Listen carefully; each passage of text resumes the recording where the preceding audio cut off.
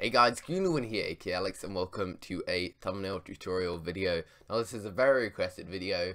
You guys are asking how I make my thumbnails in every graphics video I make. So I'm just going to give you a beginner's guide to making a thumbnail. So buckle up, this is going to be a long video, but it's going to be worth it. I'm going to give you guys some tips and tricks. Now the rig I'm using is FMR5. I don't believe this rig's made anymore, but I'll leave a link to this rig. I'll leave a link to a bunch of stuff down in the description just to help you guys get started. And if this video reaches 100 likes, I will release a layer styles pack. You heard it here first, guys.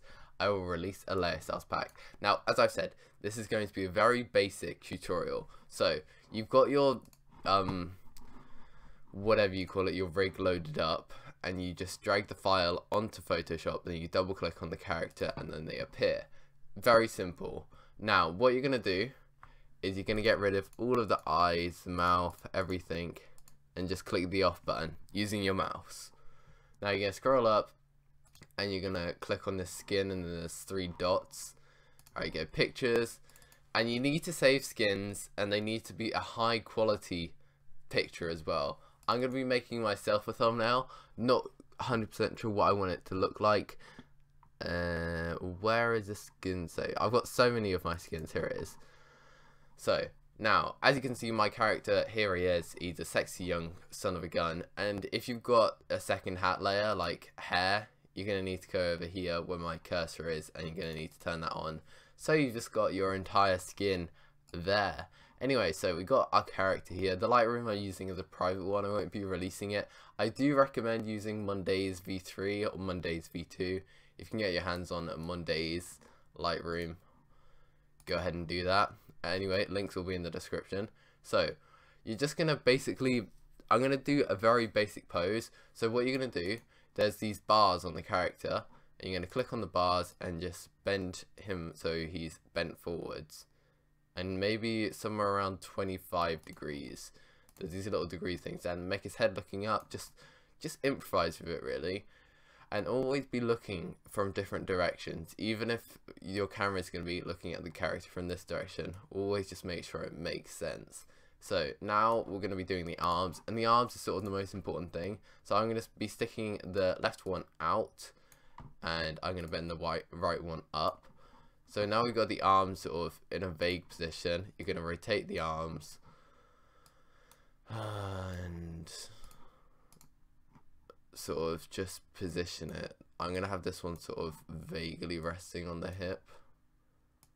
Not really 100% certain on how I want this to look just yet. And now we're gonna bring this one quite far forwards. Never be scared to like just do stuff you're uncomfortable with, because sometimes you can do the weirdest thing on a thumbnail and it'll look cool. Just stretch the arms out, see what happens. Sometimes it will work, sometimes it won't. And now I think I'm going to bend this one in like that. I'm not going to be giving this guy any items, mainly because I don't want to, but it would look cool if he was holding a sword. I can agree with that. And whenever you're positioning the arms, you've got to make it so you can see at least 2 of the sides. With this one, you can barely see the sides, so that will have to do. And always position the legs, always. I know I'm rambling on at you guys, but always position the legs. Just spread them out diagonally. Done. Even though they're not going to be in frame, it just sort of looks cool. Anyway, this is a very basic render. So you're just going to you're going to have it so that it's positioned on the hip, basically. Like that. Every render you do, just sort of have it on the hip. Just so it's more high quality when you render it out. Now, render settings, just get a Lightroom. I have the canvas size, that's all that really matters. And whenever you're just doing it, you've got to make sure that the save is a PNG format. You don't need to click on the file, that's fine. And now we're going to click this middle one here, and it will start rendering. Now that we've finished rendering our render rig, we've just got it here, and we'll stick it to the left hand side. Always put your character to the right or left hand side if you can have text. If you're not having text, you can put them to the middle. That's really up to you, but with this one I'm going to stick them over here. And now I'm going to put my inner glow on. inner glows, I've already got a preset one on. It just, look, it just makes it nicer to look at, really. And I'll quickly run through how I do it. So you gotta have inner glow and gradient overlay. Sometimes you can have satin, but I tend to try and avoid satin because it makes it a bit too dark.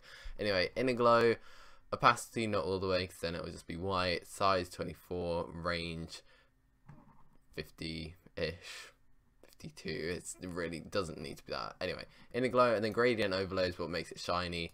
Just a simple gradient, black to white, and then having that about 85%, a little bit below 90, and then you've just got this sick inner glow, haven't you? So it's really simple to make. People are like, oh my god, how do you do that? I'm like, guys, come on, let's be real now.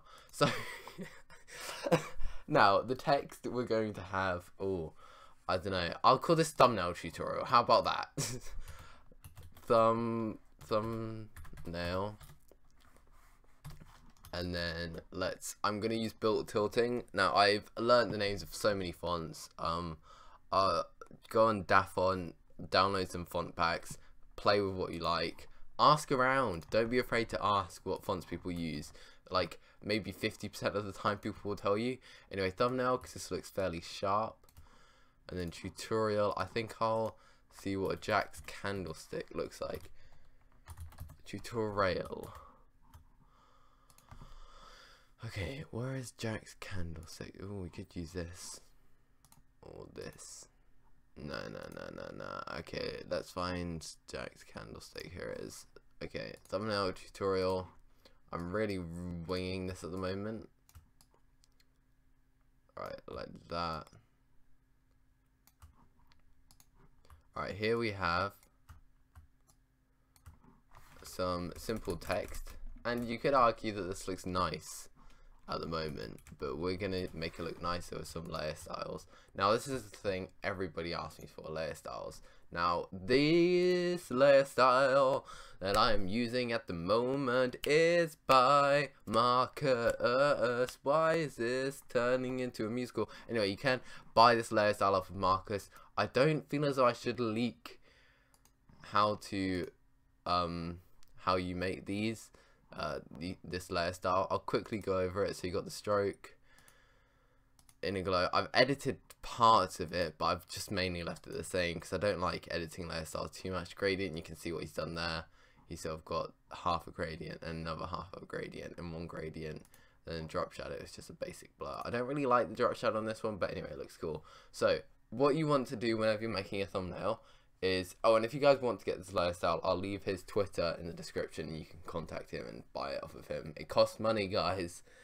It's an investment making thumbnails. So anyway, I quite like the way how this thumbnail's looking at the moment. I'm just gonna put this text behind the character.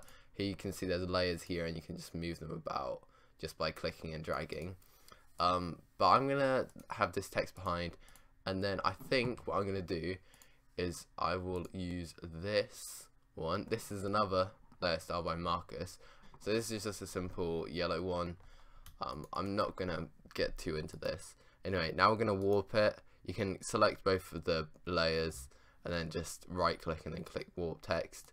And usually make it about +5, +4, +3. Let's make it +3. Yeah, that looks fine. Alright. So here is the thumbnail as it's currently standing. What I'm about to do now is about to turn this mother trucker upside down. So the text, you're happy with it, you're going to make a new layer, you're going to click the layer in the text, then you're going to click merge layers. You're going to do that with this one as well. Follow closely, guys, and then click them together and merge. Now what you're going to do is you're going to put an inner glow on these, and boom, they're shiny. Just like that, shiny. And you think, oh, do I like it shiny? Then you look at this and you're like, yeah, I like this shiny. I like a shiny thumbnail. So, thumbnail's looking very shiny. One thing we're missing. What are we missing, Larry? A background. Yep, that's right. We're missing a background. So let's go open, and I've got a bunch of backgrounds, but literally these can all be found on Google Images. And let me find screenshots, and I'll get a really basic one, this one. Okay, so let's drag this one into the thumbnail like this,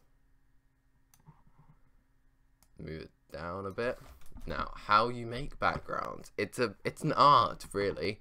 What you're gonna do, you're gonna click on this circle down here. Then you're gonna click on saturation. It's gonna move the saturation up a bit.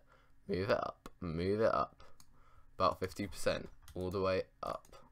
Merge those together. Now you're gonna blur it out. Field blur. Just let the field blur do what it has to do. You know, you can change this wheel around if you want, but 12 is fine. So let's leave that there. Okay, and now wait for it to load. Click on the background blur, and already let's get this one and compare the two. Boom. It's just a bit brighter and a bit, it's a background load. Now you're gonna see what it's gonna look like in the background of the thing. So the thumbnail's already sort of taking place. Now I'm just gonna add some like finishing touches to finish it off. So we're gonna go make a new layer, then we're gonna get this tool, click right about here, click a few times, don't be scared. Now get this shape, square, selection, magical wand tool thing, get the fill bucket, fill that in, unselect it, then go blur. Don't choose field blur, choose motion blur. Now you're gonna make sure it's 90 degrees. That's a fairly good distance, about 300. Yeah, 300 is good. Okay, and rotate it, move it out a bit more, down, nice.